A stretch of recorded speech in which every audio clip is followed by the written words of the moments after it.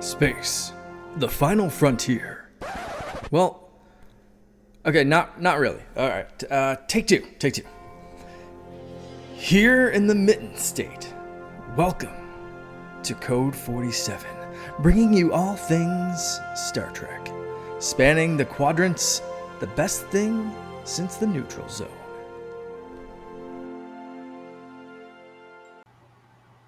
We are back at long last. This is the Code 47 podcast on the Secret Friends Unite podcasting network, back after a month. Due to my vacation, I came back from Michigan's Upper Peninsula with this lovely beard, which I'm digging. But yeah, we're happy to be back. This is episode 153. I am Charlie Carden, your Trek Lord of West Michigan, your humble servant, joined as always by my number one, Mr. Peter Stein. Good morning to you, my friend. Good morning. All right. Well, we are finally upon it. Strange New Worlds has returned from a 2-year hiatus, which I'm sure was intended to be a 1-year hiatus, but the very necessary and well-deserved writer strike did knock that off, and I don't have any problem with that at all, because those people were able to get, exactly what they needed, or a good portion of what they needed. I'm sure not exactly. Yeah, but it's an evolution. But yeah, we are super psyched to be back. We're going to be talking about the first episode of Strange New World Season 3. Although 2 dropped, we were scheduled to do just 1. So that's what we prepared, but that's okay, because we're going to be bringing you episodes 2 and 3 next time. So we'll kind of get ourselves back on pace. But in the meantime, before we get into that, and we have some news, and we have a very special, kind of exciting announcement, we would love to pay homage to the wonderful folks over on our Secret Friends Unite Patreon squad over at patreon.com/Secret Friends Unite.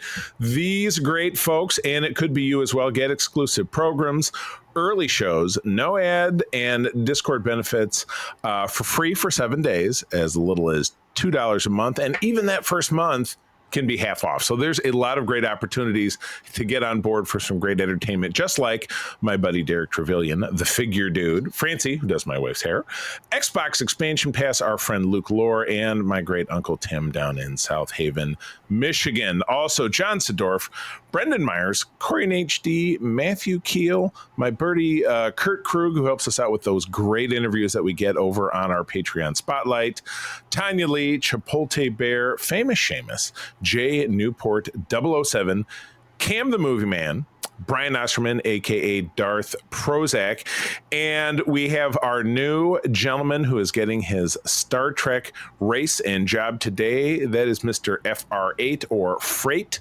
Conductor. We just call him Freight Conductor. Now, like, again, I did this when we recorded Holocron. I'd sound like Trump, and I'm saying that we just call him Freight Conductor.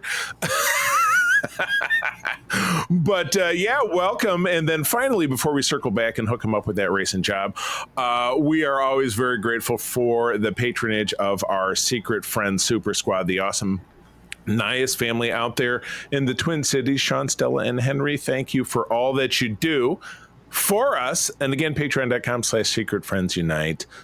7 days for free. Half off your first month, and as little as $2 a month. But Mr. Freight Conductor, Star Trek Racing Job. Now, when we were talking on Holocron in our wrap-up episode with Mark, which has yet to drop, but you'll be hearing it very soon, we all got sucked into the fact that FR8 made us think about, we all picked it, he's a droid, because that's like a droid designation.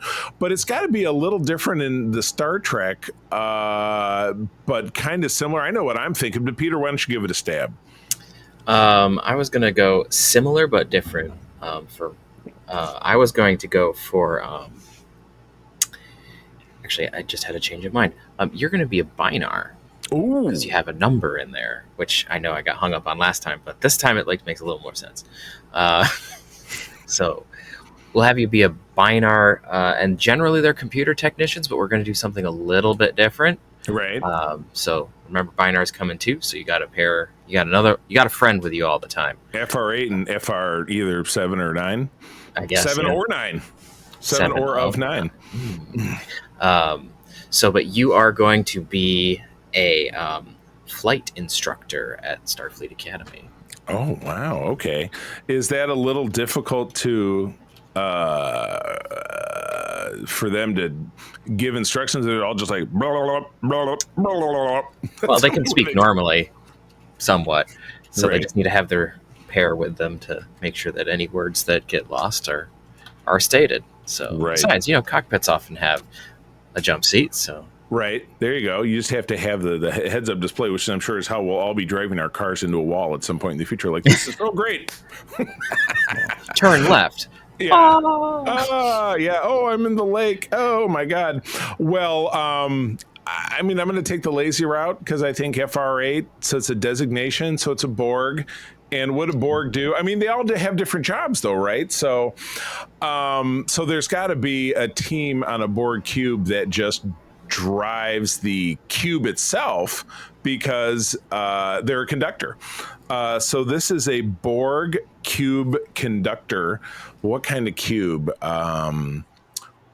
Probably a Borg. What are the one that kind of looks like a Mars bar, like the Borg? That's not Oh yeah, like the Scout. No, that's not the Scout. The Scout's a real little. I'm trying to remember now. Like a real sphere is often a Scout, right? But what do they call the long one? I don't remember off the top of my head. I haven't played Star Trek Online in a hot minute. So. Got you, which is where they give all that stuff. That kind of. Which is where they give all that information. Gotcha. So that's what I'm giving you, friend. You are a conductor of a Borg Mars bars shaped vehicle.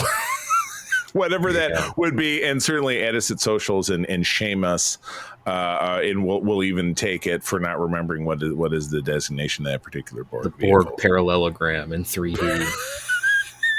Ooh, that could be a great name for the episode. Because I was already trying to riff off of. Let's see here. Let me change that up here.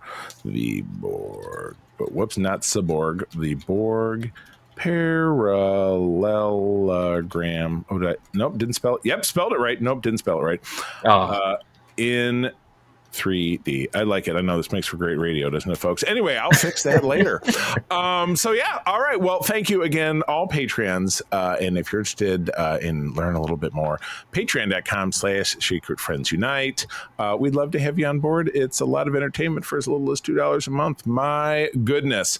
All right. I really fractured our segments for this show because I usually have segment and a half if we have some news, which we do have some news stories, but I fractured it down to a quarter because we have an extra special announcement, which I vaguely hinted about. And if you listen to other shows, you probably already know about this. But Peter and I, with Mark, taking a step back from podcasting, he's going into semi-retirement and getting off kind of the weekly rigmarole of doing the two shows on our network. Has handed over the reins of the Holocron Chronicles, which is the Star Wars show that we do on this network, to Peter and myself. I started the show back in late 2020 with Mark after some conversation about, hey, we need a Star Wars show because I was kind of covering The Mandalorian in part on this show with my partner at the time because we wanted somewhere that we could do deep dives into it, and that was not really what Secret Friends Unite, the main show, was set up for. And that led us into having a Star Wars show where we could do just that. So Peter has been here with me on this show since very early on, about a year in, since 2021, and doing deep dives is what we specialize in. So it's kind of our plan to apply that methodology over to Holocron. When we started Holocron, it might be hard to remember, but the focus of that was I was taking my idea with the show was taking a page from what they do over on the Star Wars Explained YouTube channel, which is one that I like very much. Alex and his wife host that show. That's the name of the host of that program, though he's the primary. And they do deep dives on a monthly basis of media that have come out. We tried that format. Didn't really work for us. And I don't know that it would necessarily work for Peter and myself, but what our focus will be is kind of similar to what you hear here. We're going to choose something that's media. There are less episodes, obviously, of Star Wars than there are of Star Trek, but there are great canon and non-canon sources of comics and books and video games. Comics may end up being more of a focus just because it's a little easier for us to read them, because if I say, hey, read this book and we'll talk about this book, we got to scramble through a book, and that's not a specialty of mine. Scrambling through a book, I'm really bad at it. I love reading books, but I don't always have time to read them quickly. Yeah, I'm certainly not going to rule that. And the game stuff, you know what, we've talked before, like Mark will be like, we'll do we'll do a Star Wars game, and I'll watch the cutscenes of it, and we'll talk about the story content of it, which I think is cool. So I'm not ruling any of that out. But one thing, and Peter, I know that you'll be with me on this. One thing that has always rankled me, and this came from years of doing Comic-Cons when I was active with the Starfleet International and having a booth at shows, is somebody who needs to swing by and tell you why Star Wars is better than Star Trek. Like somebody's going to tell me that, and I'm just going to throw my arms up and start arguing with them. So my real vibe, and the two of us handling these two programs, is to maybe show the universe, as it were, that these franchises are completely have nothing to do with each other. And we love Star Trek here. We love Star Wars over there, and that's how we're going to treat it. We're going to treat it like this is a great, rich universe of great stories.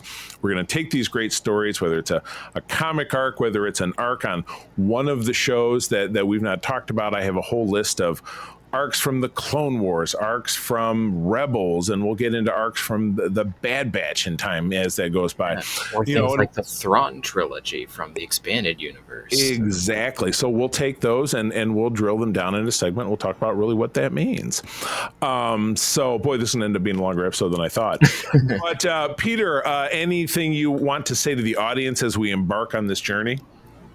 All I'll say is get excited. We've got some stuff planned that'll be fun, and we're looking forward to exploring a galaxy far, far away with a similar method as we do here. Absolutely. Yeah, looking forward to that. So you'll be seeing that a little bit later on this summer.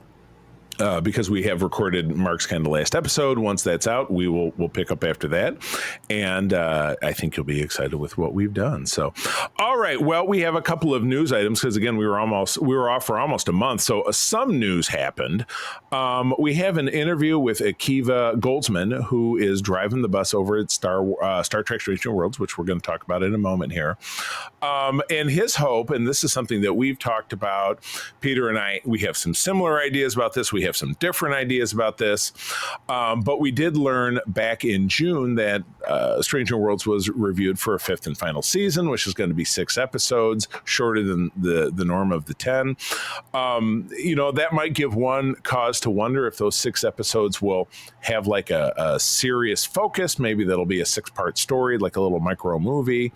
But that really at the end of that 6-episode run, that will segue right into what is essentially considered to be the traditional beginning of Star Trek, the original series, with Paul Wesley's Kirk as captain. Do keep in mind where we sit with Strange New Worlds. After a time jump that I'll go ahead and spoil it since it happened already in episode 2. There's a time jump of approximately a year between the first episode of season 3 of Strange New Worlds and the second episode, because that second episode, Peter, and if I'm getting a spoiler out there, I apologize, because I haven't rewatched it, but that's the episode we'll talk about next time.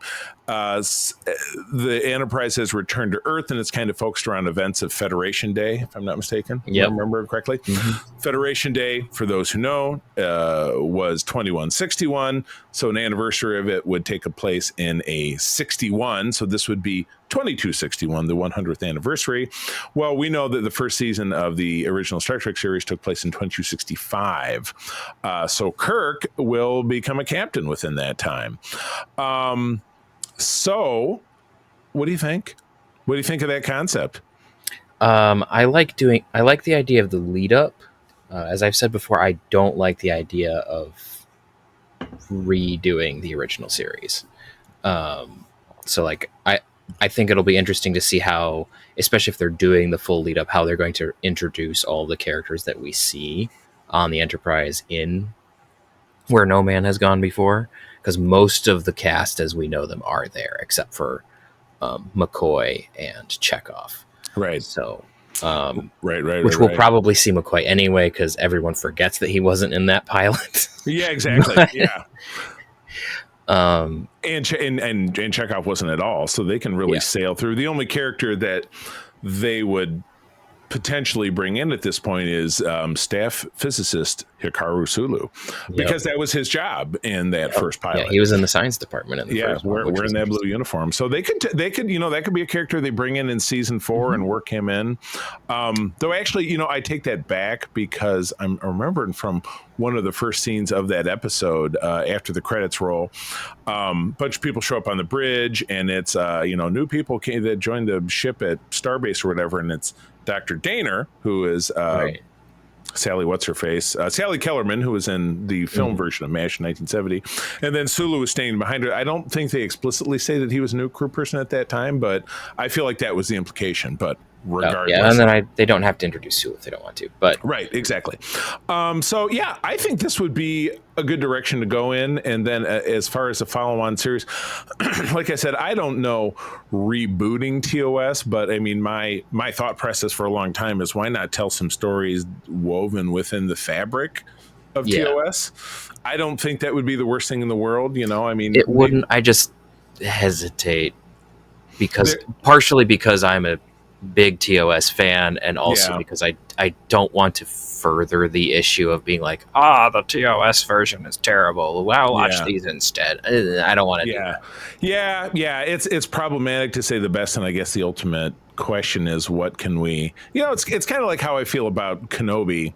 The Star Wars series. Look, now I'm flipping the script. We're bringing Star Wars into this show, about how they were playing with fire doing the series in the first place canonically, but to keep it going, you're opening yourself up to more problems. You're opening a it's not quite Pandora's box, but if you decide to go through with it, it is. Right. Yeah, exactly correct. So we will see. Right now, obviously, we have season 3 to enjoy. We have a full season 4, which, as I understand it, is about at the halfway mark for production. So I would imagine they will complete that before the, maybe early fall.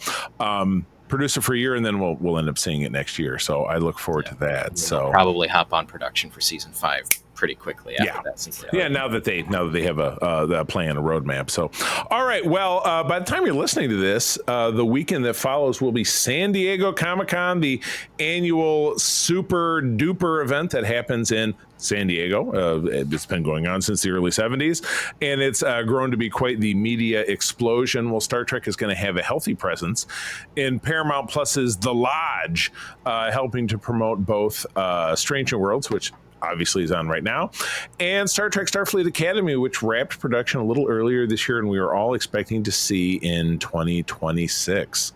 So so for the third year in a row, Paramount is bringing The Lodge back to the Gaslamp District during San Diego Comic-Con. I'm assuming that's a portion of San Diego. I've never been there, but that sounds pretty exciting. So kind of interactive experiences. By this photo, it looks like this is where you can have a drink and perhaps also get your hair done. I'm not exactly sure. It's kind of a weird. Yeah. It looked like it's a bar or a table, or maybe. Oh, okay. Now it looks like a bar. Now I get Intergalactic Love Lounge.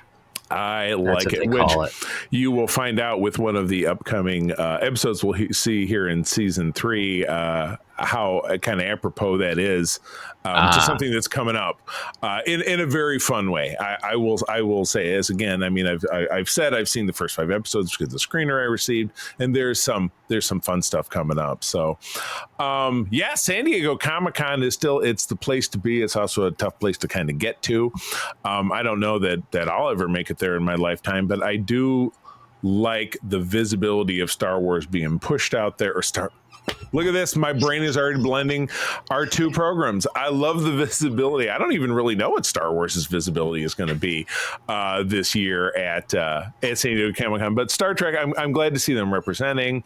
I'm very excited, obviously, for Starfleet Academy, because they're wholly making a show that takes place in a separate timeline where they're just not going to have to deal with the baggage of kind of dancing in between continuity, which is the danger with Discovery and Strange New Worlds that we've had so far. So I'm excited about this. But yeah, if you are going to San Diego Comic-Con, you're listening to the sound of my voice, and again, we're taking this off of an article from Trek Movie, which is where we get a lot of our news. The Lodge is taking over the Happy Does Bar on Fifth Avenue in San Diego from Wednesday, July 23, 6 to 10, Thursday, July 24 through Sunday, and then again on July 27. Free admission, and again, that is outside of the count, so you don't have to have a badge to go. So that's pretty fun. And yeah, if this ever ends up something that I end up doing, I will go and have a drink at an establishment like this. I think it's pretty cool. So excellent. Good stuff. All right. Well, let's main event it. We're getting into talking about Strange New Worlds, season 3, the first episode, and it is a cliffhanger. Episode 1 is called Hegemony Part 2. Hegemony Part 1 obviously being the cliffhanger that we left back in the summer of 2023. After the Gorn attack Parnassus, Beta, Pike, and the crew of the Enterprise have serious choices to make. Dun, dun, dun. Yeah, let's just get right on into it. So, Peter, I watched it for the second time this morning, and I did, I took some notes. I had seen it probably a month or so, maybe closer to 2 months ago when I first got my screener. So it was a little fuzzy to me, but I first and foremost, I wrote the recap is vital if you've not watched any part of the show since 2023. If you didn't do a rewatch, if you didn't watch any YouTube clips, if you don't, because you might not have any idea what's going on. But anyway, take me into it. What do we got going on here? So I think we start with, like, the away team has been captured by the Gorn.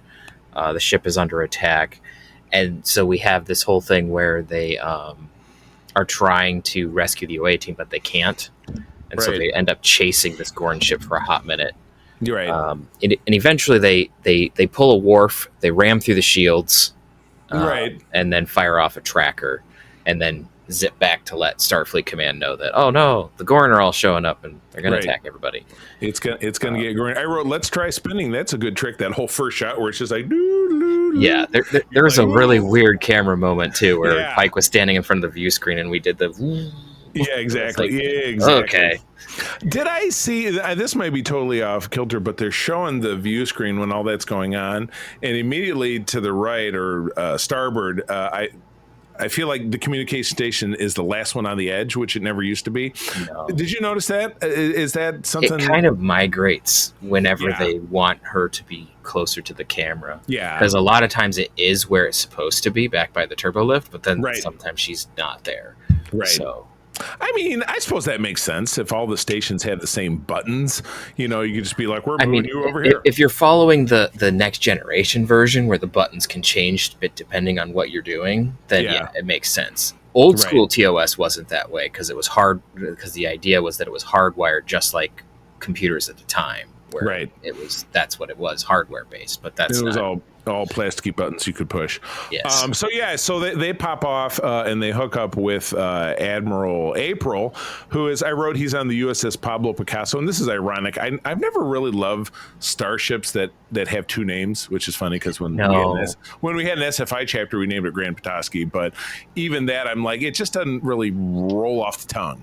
I mean sometimes it works depending on how the name goes together, but there's sometimes it's just too many syllables. Yeah. And there's real life precedent with navies around the world. There's, the USS Ronald Reagan and blah, blah, blah. But I mean, it's just, obviously people would just call that ship the Picasso or whatever. But I'm just, no, it's a minor thing. We didn't mention from part 1 that Captain's girlfriend, who's also a captain, Battelle, is also been stung by a Gorn. She's been xenomorphed. She goes full Ripley, and she's kill me before I change. And they're trying to find a medical reason to, or medical way to spare. This was one of the things in this episode that drove me up a wall. I mean, I complain about their version of the Gorn pretty loudly. But I think that the medical thing that they did in this one didn't make sense, particularly because they already broke continuity with the transporter in season 1. It's like, oh, she can't go into stasis. First of all, you don't need a drug to go into stasis last time I checked. Yeah, you just freeze them like Bucky. You just push a button and it's a stasis field and you're fine. So they didn't do that. And then it was like, oh, well, we have no other options. You have the pattern buffer. Right. You already proved that you can do that. Right. That's how Scott, and ironically, Scotty, who joins the cast as a semi-irregular in this episode. Yeah. They use Scotty a little weirdly in this episode. Yeah, because he's sparring with Pelia, who is a Carol Kane, Yeah, who's an actress I there's adore. it's a very interesting moment where they're trying to have Pelia be the one who gives Scotty his miracle worker attitude, Yeah, it kind and of it feels like felt a little, Solo. it feels a little forced. Where it's Yeah, like, let yeah, Scotty be Scotty. He can be a dweeb and decide that he's a miracle worker on his own. right. He doesn't. We don't.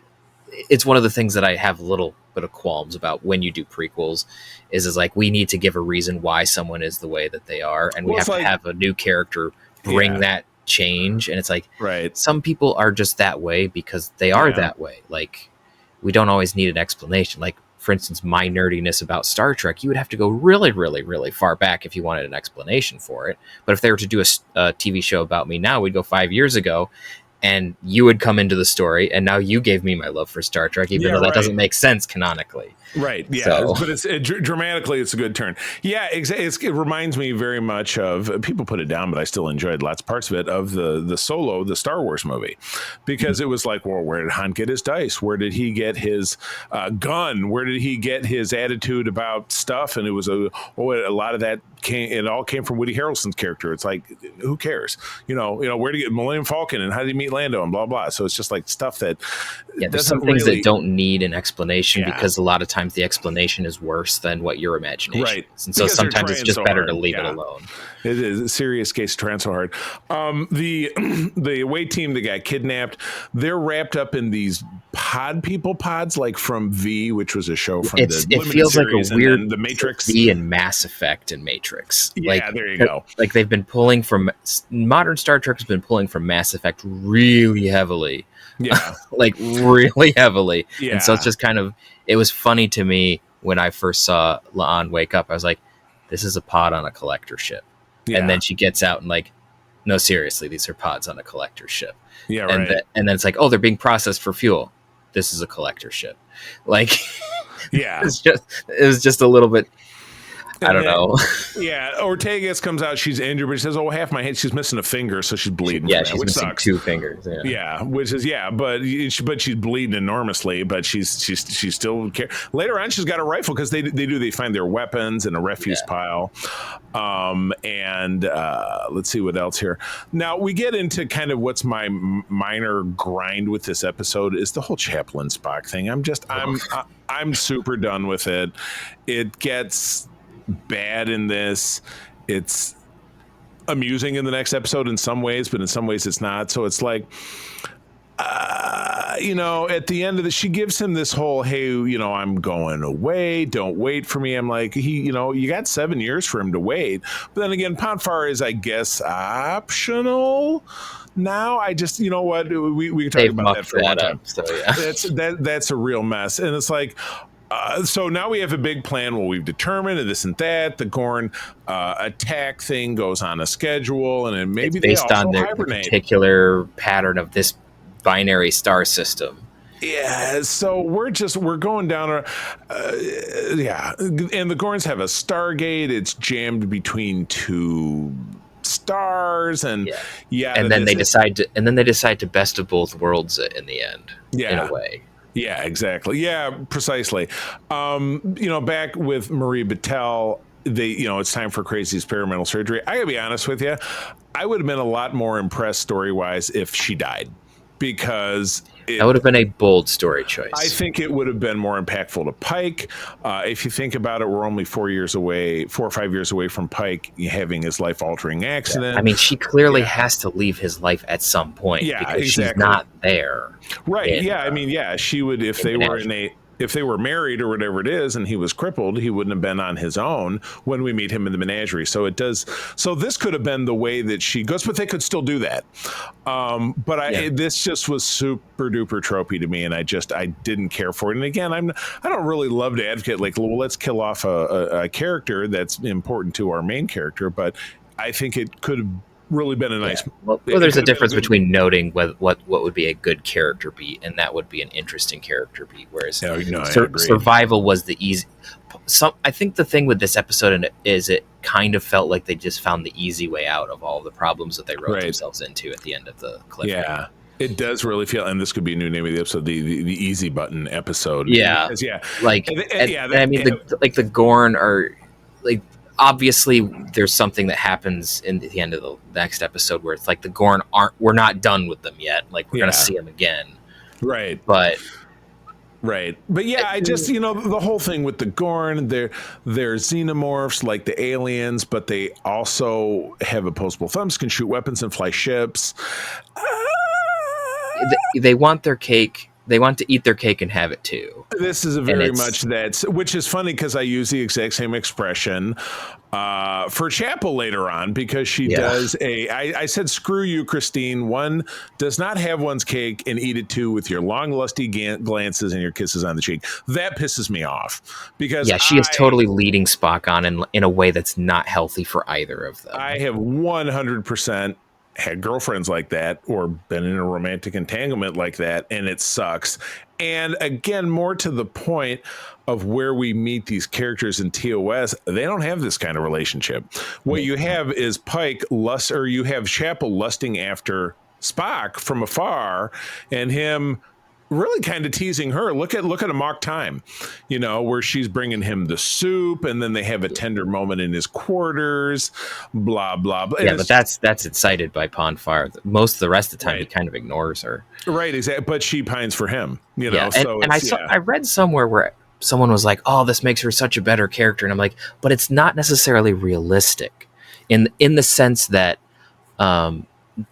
Unrequited love does exist in the world, and why not take the opportunity to portray that in a little bit more of a healthy way, and maybe show how Chapel is attempting to deal with it, rather than just like, well, the solution to unrequited love in a character in the 60s is by making that love requited, and now we have a relationship. That's not a good writing solution, I don't think. Agreed. Which I know I'm nitpicking, but it's one of those things of it feels like it was just kind of we want to do this, and it's like, but maybe there's a better way, right? Right. So it really kind of chapped my ass, as it were. Chapel. I can't make Chapel my ass the name of the episode. No, not really.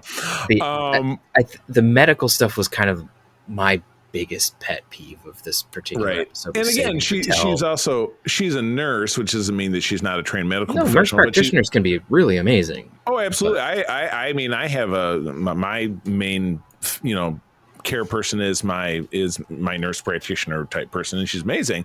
But I didn't really think that's what she was, and she's also not Starfleet. But yeah, her qualification. But they've muddied that like so much. In the TOS, she's just a straight up nurse.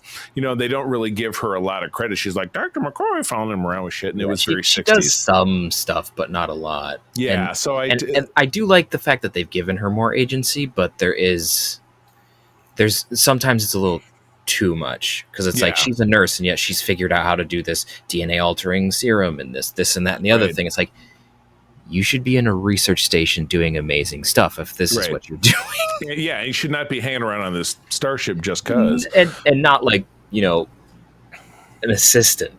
Right, so. Exactly. She's far too smart to be an assistant. So I did like this fun. I did like Pike's prayer moment at the end where he says, "Okay, Dad," because he almost never talks about his father, but you can clearly tell there's a rift. His father being a religious guy, Pike obviously not being one. But I did love it how even at the tough of times, some of us who resist that kind of thing will speak to God, and I liked that very much. I thought it was a nice little it was a humanizing moment that is often avoided, and I thought that it was a good thing to include. But that being said, and with the episode wrapping up, I was definitely not impressed by this episode. I'm glad to say that there's so much better ahead. Like the other 4 episodes that I've seen, I enjoyed them all, but this was, God, I'm even going to move my rating down, but this was there is one thing that I need to say that was neat visually, is we had a redesign of the environmental suit from TOS that was actually well done. Because it still had the goofy pattern on it. It was just a little bit more subdued, and it wasn't a mesh screen. It was actually glass. Right. So that's good. There was a really cool I will give them this. It was a cool redesign of the environmental suit. Right. Yeah, it's some stuff right some of the times. But anyway, so ratings wise, this was like a 5 out of 10 for me, and I feel really conflicted because I'm psyched to have the show back. But this episode for me was one convenient plot development after another, jammed with a lot of hackneyed, well-worn tropes and twists and turns that, like you said, didn't make any sense and didn't go anywhere. The getting rid of the Gorn for the hibernation bit is just kind of the worst example of the first part of what I said. It was someone watched Best of Both Worlds, liked the sleep data moment, and just went with it, and it didn't work very well. Yeah, I mean, cliffhangers are tough. And having a cliffhanger that's 2 years apart from the first portion and the second portion. I mean, and again, they probably filmed this a year ago, so, respect on that. But I would imagine it can be tougher because, when Larry has been with us the couple of times, and I don't know how much of Best of Both Worlds we touched upon, that was a very difficult one because the writers very famously took a break. They came back in the early summer of 1990, and they said, how are we going to wrap this up? Pillar didn't even know how it was supposed to end because he wasn't sure he was going to be there. Mm-hmm. So, and they didn't know if Stewart was going to be there because he had a contract negotiation that summer. And they didn't know if it was gonna work out, and they were just gonna have to kill him off, and then Frakes was gonna take the show over. But that's not. I didn't get the vibe here. We didn't go, and catch 22. To try to play devil's advocate. It's tough. Tropes are everywhere. A lot of people use them. It's tough to get away from them. Sure, I get it, but I just don't feel like they did enough to make this deliver on what I thought was a relatively strong first half. I'd have to go back and see how I rated that one, but this was, to me, was not a worthy successor. What about you? Where does your ratings land out of 10? Probably about the same. Yeah. Maybe I don't want to be mean, so probably a 5. Just because similar reasons, and there was a lot of plot contrivances. The tropes don't bother me as much as plot contrivance and Deus Ex Machina, and there was just too much of that. Where it's like, hey, we're gonna channel the power of the sun in the palm of the Enterprise's shields, and it was like, why not?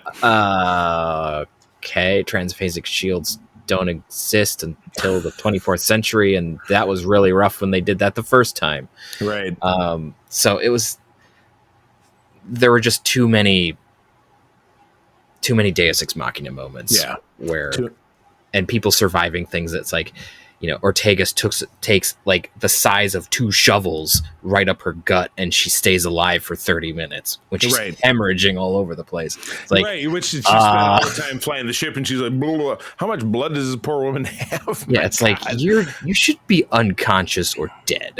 Yeah, I mean, again, to their credit, at the end they were like, "Oh, she's in critical, but she's stable." Okay, well, at least we acknowledge that she's almost died. Yeah, right. They put her in stasis, but apparently stasis is not all is correct up to be. Yeah, apparently. Yeah, yikes. All right. Well, like I said, I promise, let me promise that the show is more fun from here.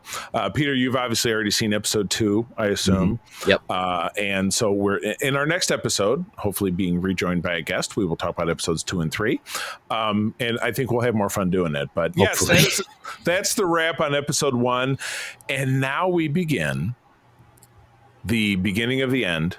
This is so very bittersweet. And I even messaged you earlier this week, and I said this show had no right to be as good as it is. But we're starting the final season of Deep Space Nine, airing from the 98 to 99 season. This was my last year in college, but I was still tuning in and watching every week. And my mom was at home taping them for me so I could watch them afterwards and stuff, which is so funny. I used to have this army of VHS tapes of these episodes, and now they're just on your TV. You just look at a hard drive and click or go to streaming. Exactly. So, but this is incredible. We're going to be covering the first 6 episodes.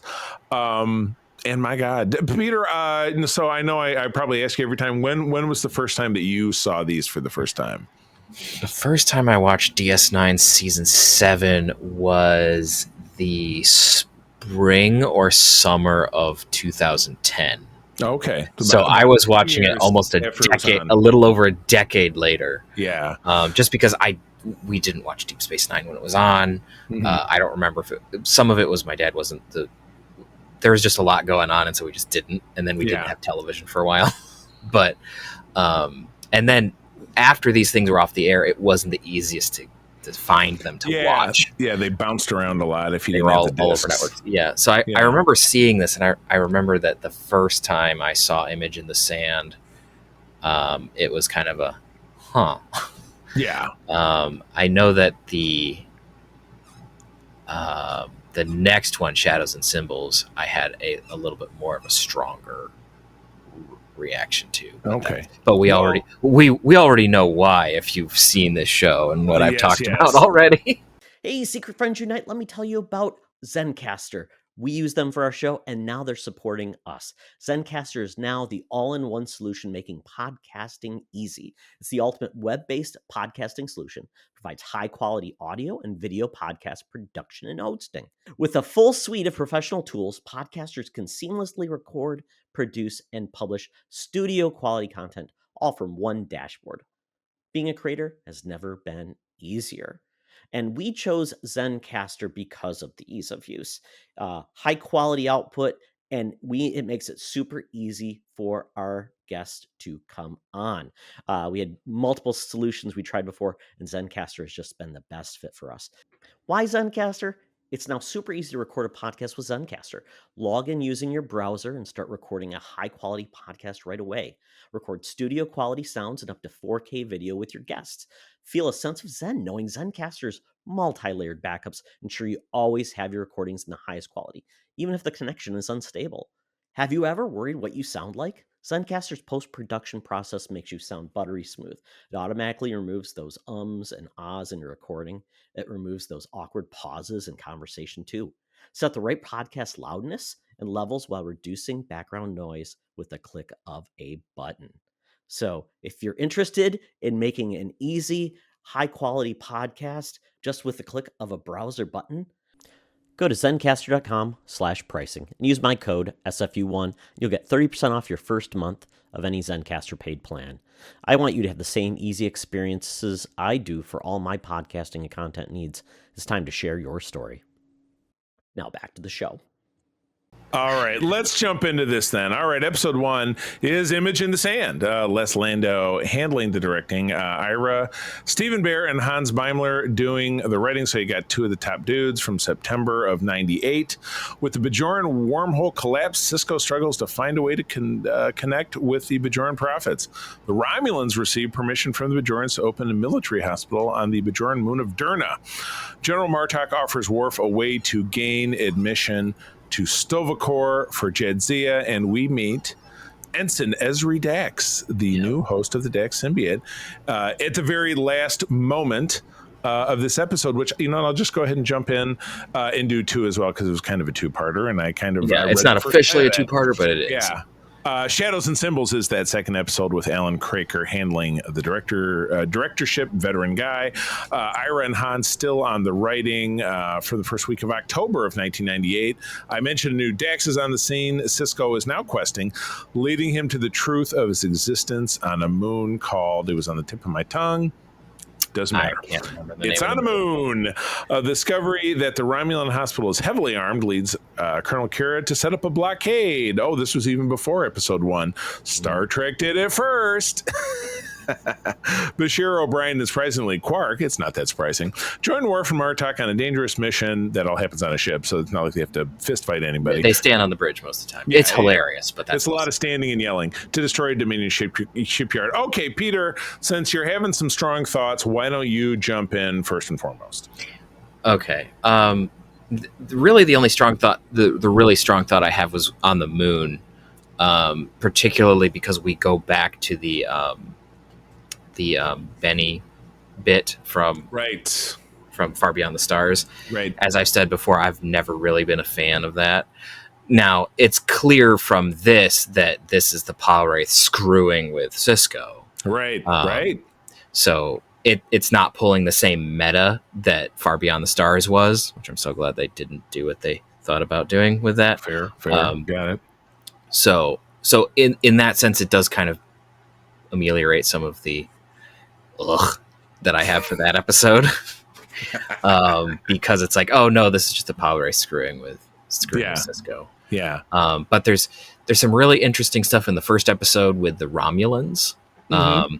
So this is these are Romulans as they're supposed to be written, right? So where delightfully treacherous, so isn't delightfully treacherous and devious, and doing it with a complete straight face, and then pulling Right. the "oh, you wound me" when you figure them Right. out, and be like, "No, you can't do that." clutch the pearl? Ooh, Romulan pearl clutching. New name of the Romulan pearl episode. clutchers, because the representative that we get from the Romulan Empire is hilarious in the sense that she like really butters up to Kira. Like here she is standing like, I'm going to try a jump stick. Oh, I've never seen a Romulan try a jump stick. Like there's all of this just back and forth. You're like, And she's oh like, well, you maybe should I try could a like Romulan Ozel twist. They're very tart. Like they're like, oh, we're gonna be yeah. pals now, There's a little whatever. bit of banter and like, okay, maybe this could be a Romulan character that's going to like stick around and be like decent, because we had the one Romulan that helped on the Defiant for a little bit before she, unceremoniously got killed by a panel. It was Seska, Martha Hackett. Yeah, the same actress. Yeah. And so there's just like, there's this moment where you're like, okay, maybe the Romulans are going to be cool, and then you get to the next episode and it's like, and no. And scene. I love Kira sparring with Admiral Ross. That's also really good because she's non-Starfleet. She can just basically tell him to fuck off, and she's like, "Well, I'm not really asking," and she's like, "Well, I know you're not really asking, but fuck you." Yeah, it's like, I don't have to ask. I'm a representative of the government that owns the moon. I don't have to follow what Starfleet exactly. says. I don't work for you, dude. He's kind of where he's not. Well, if Cisco was here, wouldn't be probably he'd just do it. I told him, but he's not. He got her, and to his credit, Ross does kind of like back her once he's given the ammunition to do so, right? And he realizes that she's right.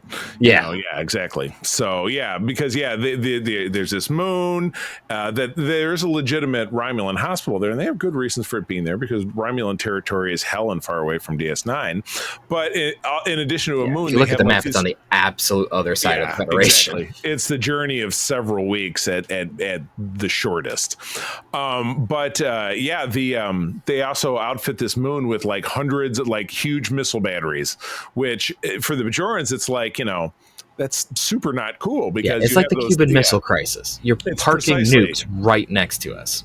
These aren't for you, but they totally could be in a hot second. So it's cool to see. And Kara takes the equivalent of like a fleet of Ford Escorts or Yugos or other shitty cars. Here's a whole fleet of Ford Pintos, and we're going to tell you to piss off. Yeah, and you're driving up in a fleet of Cadillac Escalades, exactly. There was a cool game of brinksmanship. Odo by her side, so we have a lot of great Odo Kira. There's a lot of moments in these two. So these were two very enjoyable episodes. So I liked it. Loved seeing the splendid Canadian actress Nicole DeBoer, who I've met in person. We met her on the cruise as Esri Dax. She's about this tall, which is hilarious because Terry Farrell is a very tall woman. She's not she's quite like as tall as I am, but she's like up there, just about 6 foot, if not. She's maybe 5'10". I think. I mean, like I said, I've met her just about my height. Yeah, which I'm like just skirting. And I think they do a great job of making Jadzia very sure of herself, very confident, and Esri, who is anything but, really stand out. And that does continue to evolve into the next episode where we learn very much more about Esri as a character. But great season opener. And I was talking with April this morning, describing talk about this recording and saying, I feel like this is the only season of a show where the flaws were so completely minimalized. We did not, and we may get into these episodes and I may be reminded like, oh, that episode really sucked. But great start. Incredible finale that to me is still unmatched in all of Star Trek. I don't think anybody else gets it more right than the finale of the season, but we will certainly talk about that when we get there. But top shelf stuff. All right, moving on. Number 3 is yours. Okay. Episode 3, After Image, directed by Les Landau, written by Renee Chavarria, aired October 14th of 98. Everyone who knew Jadzia Dax reacts strongly to Esri Dax's presence, particularly Worf. Gee, I wonder why. Garrick also suffers from bad attacks of claustrophobia. He lives on a space station, and he has claustrophobia. This is a great mix. Right. And unfortunately, it's the only place apparently in the galaxy he's able to live and not, be murdered. So he's kind of Yeah. stuck. Yeah, can't go down to Bajor or get murdered. Can't go to Cardassia. He definitely won't even make it. Yeah, can't go to Earth. They'll be like, "Why the hell are you here?" And they'll put him in prison. Yeah, exactly. So this is the place he gets to be in his little shop. Great episode. We launch into what's essentially in some ways a brand new character. What do they always say? It shot with 60% new footage because it's an existing character, but it's also a new character. Yeah. But they do a great job of exploring her. I remember a media article at the time, and this reference will mean nothing to you, but there was a show on Fox in the late 90s called Ally McBeal. I suppose you probably never heard of it.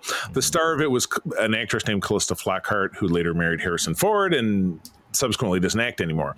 But she was this like young lawyer trying to find her way in the world and yada, yada, yada. And every episode was about her love life and this thing and that thing. So someone referred to this character as Ally McTrill, which was a fairly, because, Ezri's character in this is just like, I don't know who I am and this thing and that thing. And I got this memory and here's Worf and it's complicated and this thing and that thing. I do quite enjoy how there's the whole thing of like, she orders Raktajina. Why did you order that? I hate it.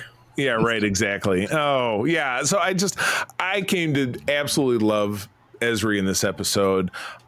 Great characterization for Garrick, who we've not really dealt much with his claustrophobia since the Jem'Hadar episode, the Dominion prison episode.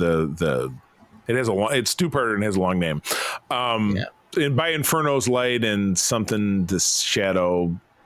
Something or other. Yeah, back in season 5, that kicked off the Cardassians joining the Dominion. That's what happened in that two-parter.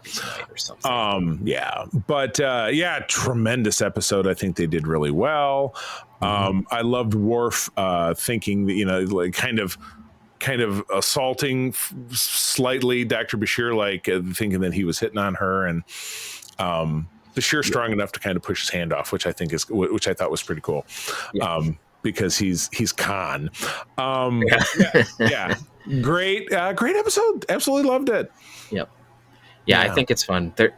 I always enjoy episodes with Andrew Robinson coming back as Garrick. Garrick is one of my favorite characters. So any excuse for Garrick to do Garrick things is great. Especially when Garrick has his moments of like his hyperventilating freakouts. There's just, the way that he handles that is just hilarious. Yeah. Because especially how they do like the camera angles, because it's always like, it's just really funny. Like it's well done, but it makes me giggle. It just makes me giggle because it's just an interesting camera choice. Yeah, right. It's also really funny how like Ezri's trying to help and then she triggers her own panic attack. Yeah, exactly. Like while she's still trying to figure everything out. Like eventually it all solves itself out, but it's kind of funny where you have like she's like still getting used to this whole Trill thing. She's just tripping over herself in every which way, even though she was competent in this job before, and not just like No, so it's just quite funny. And then there's this whole scene where it's like she tries to quit. Cisco gets like all uppity about it, and then at the end of the episode, she's like, "I want to rescind my paperwork to get transferred." Yeah. He's like, "I never sent it." Yeah, right. It's like I knew you would figure this out. I know. Yeah, I love that in particular. That was good. It's one of those really cool moments where it's like, because at the beginning of the show with Emissary, you have Jadzia being there for Cisco at a transition.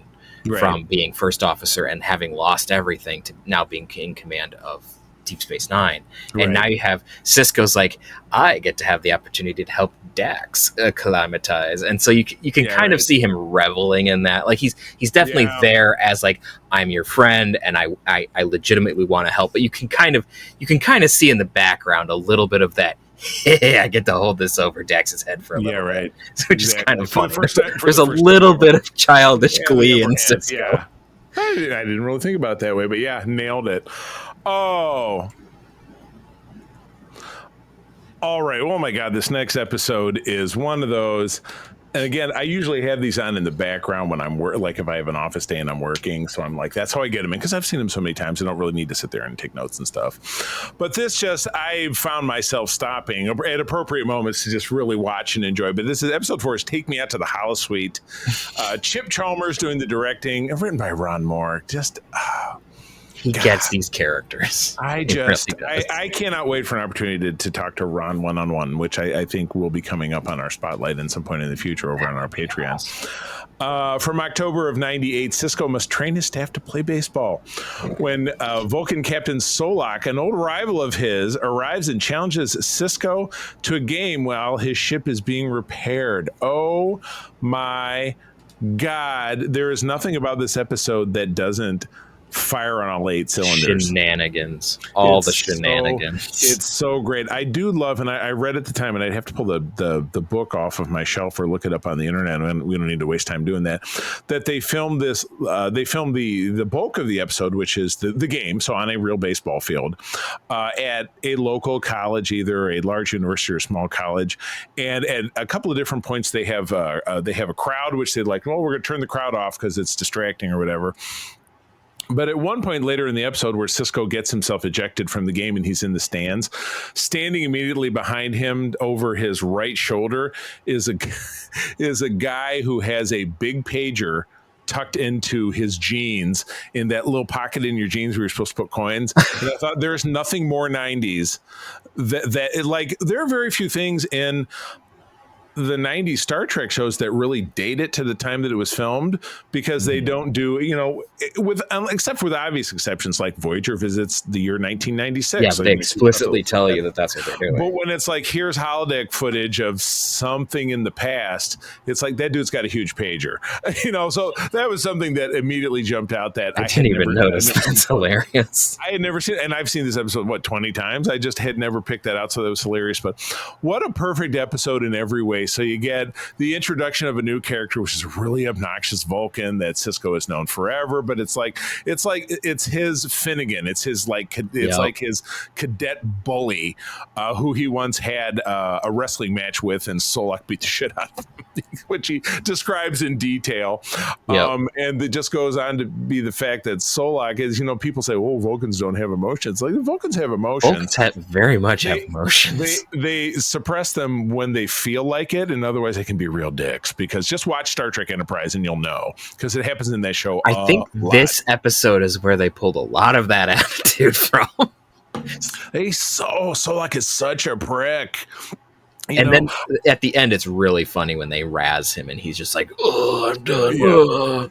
Yeah, meh. He just walked. Yeah, exactly. He like pouts his way out of the bar, which is really funny. And I do love Cisco tries to teach his crew to play baseball. They're fucking terrible. They're just to the opposition. Worf. They're not really picking up. Worf is probably the only one, because Worf he's a Klingon and he's an athlete, and he's aggressive. So it's like, Jake obviously knows how to play. He's been playing with his dad his whole life, but like Rom can't pick it up to save his life. Lita's actually pretty good. Kind of tries. Lita's decent. Yeah. Ezri is. Yeah, Kira does great. One of my favorite parts of Kira in this episode had to do with when one of the Vulcan crew members ran onto base, because Kira was second base or something like that, and tries to push her, and Kira posts up on her like, you want to try that again? Like, I think even though Vulcans are typically, 3 times stronger than at least a human, I'd like to think Kira could make up the difference, still clock the shit out of a Vulcan. That's what I think. I mean, if it was a long drawn out fight, the Vulcan might win, but if Kira had surprise, she'd take him out. I just remember my favorite Kira anything is when she beat the crap out of Damar in that first arc in season 6. Yeah. That was fantastic. And we don't really know how strong or fast Cardassians are, but it's still very satisfying. I love seeing Nana Visitor do her thing. You're going to be hearing about Nana Visitor a little bit more on our network in the near future. I'm not going to spoil that, but we might be sitting down to have a chat with her. But I will probably very specifically bring up these couple things, favorite moments from DS9. But yeah, this was a 10 out of 10 episode for me. Oh, I mean, there's no doubt. I mean, big spoilers. This is probably going to be my favorite of the block, but we still got a couple more to go. Hilariously, this is also the first time we hear the Federation national anthem. Yeah, we don't hear the words, but we hear the tune. And do you notice that the flag doesn't wave? Yeah, it moved just a little bit, but not. Yeah, it's static, like it was in space. So I thought that was fun. But yeah, Federation, and we never hear it again, to my knowledge. I don't know that we do. I don't think we do. You'd think that you would hear it in Federation Day at some point, but it just doesn't come up. If they Which is funky. if they've snuck it in somewhere and I've got that wrong, I'd love to hear about it on our If someone socials. knows where they played it again, that would be great. It would also be Yeah. a lovely opportunity for Strange New Worlds to do a remix of it, like a reorchestration of it, because it was Right. it was a synthesizer in this one. Yeah, exactly. No, it'd be cool. All right, episode 5 is yours. Episode 5, Chrysalis, directed by Jonathan West, written by Anaïs Chavarria, aired October 28th of 98. Bashir falls for a genetically enhanced patient, Serena Douglas, who we have seen before with all of the other... The Jack Pack. Serena, who he brings out of a catatonic state using an experimental medical procedure. So basically, if you remember the character from season and a half ago, I think. Yeah, season 6. Ish, yeah. Yeah, so we met Serena, and she was the catatonic one around Jack and Patrick, and I can't remember the other gal's name. Hillary something. Yeah, I can't remember.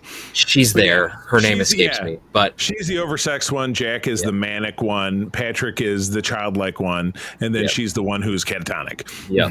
So this group comes back. Hilariously, they bring uniforms and stuff. That's a stupid question. Yeah, they dress out of all of them, they dress Patrick up as the Admiral. Yeah, and the beginning of it's really funny where Nog is like, "Oh, the Admiral's here to see you, Dr. Bashir." It's like, what? Yeah. Why would the Admiral be here to see Bashir instead of the captain? And in the middle of the night. And Nog is the dutiful little ensign, like, yeah. It's a really funny. But anyway, they bring Serena over, and Bashir finds a way to get her out of her catatonic state by stimulating some of the, I forget exactly, doing some neural pathways of some sort. So she's finally able to speak, and then there's kind of a Florence Nightingale effect that happens, and she kind of falls for him. He definitely falls for her. Right. Yeah, it's definitely a more of a 70-30 kind of scenario. Yeah. Well, because again, she's waking up for the first time, and you feel it feels kind of weird because she's vulnerable. Not that I think he behaves in a creepy fashion. He's not taking advantage. He's just he's been really lonely, and so he's like, hey, someone actually wants to be around me, and he just latches on. Yeah, and they do highlight that kind of walking into the episode because he's like with O'Brien. Like, hey, O'Brien does point it out. And like I think he says to Kira Noda, like, Kira, we're busy tonight, or blah blah blah. So he's sitting around twiddling his thumbs, and then that leads us into the episode. So they have a romance, but at the end of it, she's like, it's too overwhelming, and I kind of I need to we go right back to Ellen McBeal again. I got to find my own way and go off and do my own thing. So she ends up leaving and to a research station somewhere. We don't see her again. Yeah, but we don't. They end up having a tender kiss at the end, so you don't necessarily feel like oh, it's over. There is going into beta canon in one of the Section 31 novels. They both end up working for Section 31, doing a mission together, and then hooking up again in that novel. Okay. I can't remember the name of the book, but I mean, that would make sense. So. I don't read much, but I remember reading that book. It was probably from 15 or 20 years ago. I mean, there's a lot of Section 31s around the knots. Yeah. But I enjoyed the episode, and it was a nice Bashir piece, and it was nice to see the Jack Pack again. I'm glad they didn't beat him to death, and bro, it's not like Q, they got to bring him back every season, but this was the last time we see them. But again, things survive into beta canon, so they're still out there to, potentially have stories to be told. So I mean, it was a little sad for Bashir because it wasn't quite the same as like a Geordi moment where like everything just falls apart all the time. Right. So to be tortured and no girl wants you. But Bashir does kind of fall into that section of how the writers use him romantically as section bummer. Yeah, section bummer. Ooh, that could be a better. Oh, I just thought a better name for the section bummer one. Section bummer one. All right. Oh my god. So, yeah, but he's tried to like hook up with Kira. He unsuccessfully tried to hook up with Dax. He's had a couple unsuccessful romances with like I forget her name, but the gal in the wheelchair. Melora. That was the name of the episode. Yeah. And so there's been multiple ones, and they always go very badly. But I mean, one of the things in this episode is they do again highlight the fact that like his friends, particularly O'Brien, are trying to help him not be lonely. Right. And he's just kind of like, oh, I'm just okay with being sad. It's like, Julian, stop. And you can kind of see O'Brien just be like, I'm the one who gets tortured in this show, Julian. Stop. Yeah. Stop being tortured. Stop taking it on yourself. Stop trying to steal my thunder. Oh, my goodness. All right. Let's wrap it up with episode 6. Another great one, my God. Yeah. Treachery, Faith, and the Great River. This was the one I messaged you and I said, why is this show so damn good? My goodness. This is a great episode. Steve Posey handling the directing, story by Philip Kim, who I do not believe is a regular contributor, so that could have something to do with it, kind of a spark. But the cleanup, meaning the teleplay, is by Weddle and Thompson, David and Bradley, respectively, who are regulars to the staff and are still part of, I believe they're still part of Ron's cadre to this day. They still do. I know these guys still work together. Anyway, it's from November of 98. Avorted defector Wayoon number 6, so basically clone number 6, gives Odo valuable information in exchange for asylum. Wayoon 7, who took his place, pursues them, or he orders people to pursue them.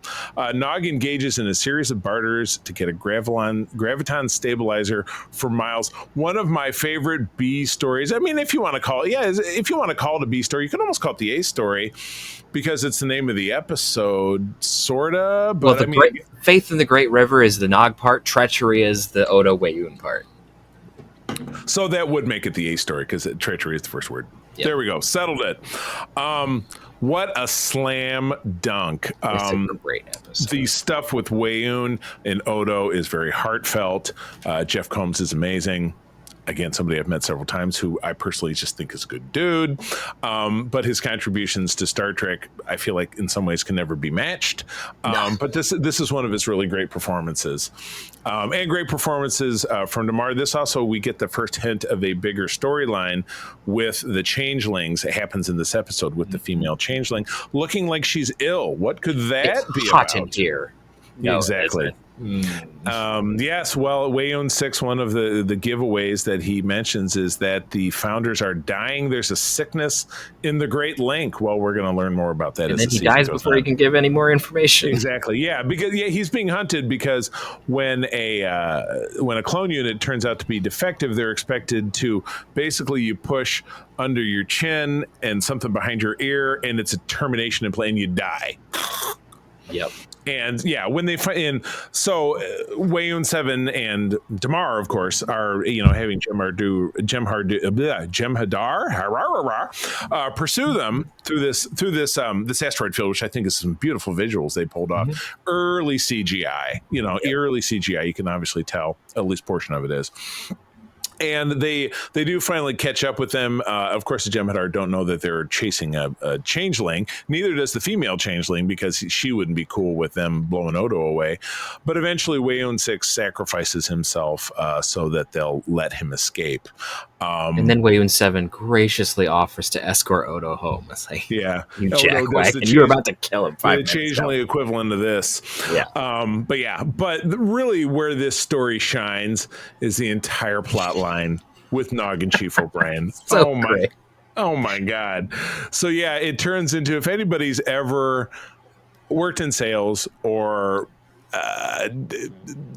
had anything to do with business, you understand sales and bartering, and this is the Star Trek equivalent of the famous urban legend of the guy who traded a paperclip for a house. You know what I mean? Because turns out the Defiant is broken. Their graviton stabilizer is off, and they've got to get a new one. Chief's like, well, I can't get one for 3 weeks, and Sisko says, I need one in 2 days. I'm going to Bajor for a conference, and it better be here when I get back. And he's like, what am I gonna do? And Nog's like, I got a great idea. And he starts going through all this rigmarole. Like, there's a guy who has this thing, and there's this other guy that has this thing, and what he wants to exchange for it is a picture of himself at Sisko's desk. Well, in order to do it, Sisko's desk disappears. Is shipped out to this. Yeah. And then another guy, this and that. And so I love the replacement desk. He's going to paint it. He could bring in like this white wood piece. Like, it's not going to work. It was clearly like grabbed from the prop department before it was done. And, right. I think it was probably made for this episode, but it felt like it was something that like you could have arguably had like, oh, we're going to use this in like the end of the season where it's just not ready yet. I have a perfect spot for it. plunk. Yeah, right. Exactly. Yeah, we'll just keep it over here in the corner. My favorite part of that is at the end of it, obviously, it gets worked out and they get the desk back and they get, that's Martok's another, blood wine. Martok's He takes bloodline is all another of it, one. and Miles nearly Yeah. gets murdered by Because Martok. Nog does the like radar and mash. He's like, just sign this, and he takes Chief's code and he makes all these trades behind the scenes. And all the while he's talking about the Great River, the Great Material Continuum, which is a Ferengi truism, if you will, about how the river will provide. You do this thing comes back to you. It's like karma. It's karma. Yeah, it basically is. Yeah, It's Ferengi karma. And then at the end of it, I do love how the last line of dialogue we hear is that they're in ops. Nog and the chief get into the turbo lift and they're going down again. And he's saying, "Hey, chief, I got a guy who's got a great line on blah blah blah. This or a bunch of Saurian brandy. I hear it's the captain's favorite." And the last line in the turbo lift is half down. Remember, the turbo lift is open, so you just see the top star head. The chief goes, "Well, what does he want for it?" And I said that right before he said that, not even necessarily thinking that was the line. I was like, "What does he want for it?" Because he's dealing. He's selling. He's selling. It's one of those where O'Brien is like, wait a minute, I can get things that I need without having to go through requisitions. This is great. Exactly. Yeah, now he's learning how to play the game. Just reinforces, and again, on a bigger picture, it reinforces how Star Trek is about the greatness of all races that inhabit this world, and that everybody has different perspectives, and it's IDIC, all over again. Everybody's got different ideas about how to make things work. So, oh my God, what an incredible! It's such a great episode. 6-pack, yeah, that and the 6-pack, and the rest of them. Yeah. So easy pick for me. My absolute favorite is going to be Take Me Out to the Holosuite, and I said this was a near perfect everything of a fun episode that, again, the stakes are, it's not life or death stakes, which is what this show, sets its watch to life and death stakes. So it's great to take a break from that. Usually it's a Ferengi episode. This time it's a Cisco episode doing something silly, which is funny because he's such a serious character. But they just nail it on all cylinders here. So that's my favorite. What about you? I want to say that one, but I'm going to go with Treachery, Faith in the Great River just because I so much enjoy Nog making life hell for O'Brien while in the middle of trying to make it better. Yeah. But then you also have like the teasing of things to come with the sickness of the changelings and some really good stuff between Weyoun and Odo. So there's just some really good stuff in the episode as like a full-fledged story. Take Me Out to the Holosuite is great. It's like this close. I want to do that, but it's just like there's just some stuff about Treachery, Faith in the Great River that's made me laugh a lot more. Yeah, that's fair. All right, 2/10%. And again, with a group of these 6 great episodes, like how do you kill your darling? How do you pick the worst one? Chrysalis for me was the weakest. Again, it was an episode. It was low stakes, but it was also like, oh, Brian's lonely, and here's a girl, and he's happy for a minute, and now she's gone. So I didn't find it irredeemable. And again, the Jack Pack is very entertaining, but when it has this stiff a competition. With setting up a great new character in the form of Ezri Dax, and then in the Holosuite episode and the Treachery, Faith in the Great River, it just can't compete. Yeah, I would tend to agree that that's. I don't want to say it's the worst, but it's the weakest episode out of the bunch. Yeah, it's still got a good story. There's still some good stuff going on, but the other ones are just that much more interesting. Competition. Excellent. Well, cool. That's going to end up being our show. In our next segment, we're tackling, episodes 2 and 3 of Strange New Worlds. And then the next block of episodes here in DS9. God, I'm going to be so very sad to say goodbye to the series because for me, and everybody has different takes, I cut my teeth on TNG, but they've never done anything as good as DS9, and I don't know that they ever could. To be perfectly honest with you, it was to me it was lightning in a bottle that just can't ever necessarily be captured again. But the beauty of it is we get to enjoy it, but we also get to enjoy other things that come along. So thanks everybody for joining us. It's great to be back after some time off. Peter, where do people find you out there? You can find me around the interwebs at Petrus Aquinas on most social platforms. I'm not active, but you can find me. He's going to be there. Yeah, mostly where you can find me though is on Discord. So on the Secret Friends Unite Discord, I'm around there too, participating in some random conversations. You can also find me on ELH's Twitch and YouTube channel, where I'm playing a Temerian engineer on a coaxial warp drive starship, and you can also find me behind the scenes on Starship Excelsior. I guess there are places where you are. I always forget to mention, but we do have an email address dedicated to your notes, secretfriendsunite@gmail.com. Let us know what you thought about the episode. You know, if you love that first episode of Strange New Worlds and we got it wrong, tell us. But you can also tell us, obviously, over on our socials. Our Secret Friends Unite Discord is open to everybody. Great conversations happen there. Find it on Discord. If you don't, ping one of us for a note. We'll send you an invitation and get you in right away. But you can find me on kind of my big three when it comes to social media. That would be Threads, Instagram, and Blue Sky as @the-C3, TheCeeThree, doing my thing and enjoying talking about geek stuff, etc. Well, with that, we will bid you adieu. Thanks for tuning back in. We're also very excited to start talking to you about Star Wars over on Holocron Chronicles. You're going to hear that within the next several weeks of us taking that show over. It should be pretty seamless. But we're excited to have you there. But as always, I'm going to tell you that sharing is caring, and to keep on trekking. Peace and long life.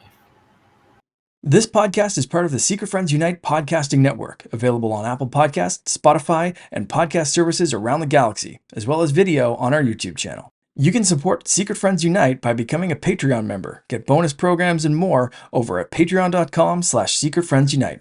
Join our Discord community for even more discussions on all things geek. For all the latest updates on Secret Friends Unite, make sure to follow us on Threads at secret.friends.unite and visit secretfriendsunite.com. Find our merchandise at TeePublic and Redbubble. Thanks for listening, and may the Force live long and prosper.